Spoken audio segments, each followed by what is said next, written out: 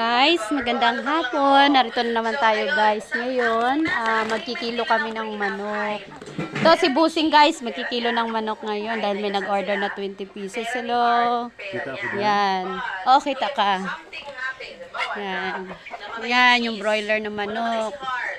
Kikiluhin namin. 180 ang kilo guys. Yan. 1.9 pa lang. Yung iba. Yan guys, marami yan sila. Ayun, sa dulo. Ayan, nag-groupings kasi sila eh. Hello! Hello mga chicken! Hello! Yun guys, oh. Lalakad yung isa. Yun! Nagkukumpul-kumpulan sila eh. Yan, tas dito. Doon sa dulo yung marami guys, oh. Yan.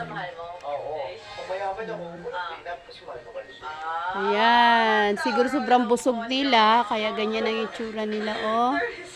Oh, hindi na makatayo sa kabusugan. Yan. Yan. 28 days pa ito, guys. 28 days. Yan.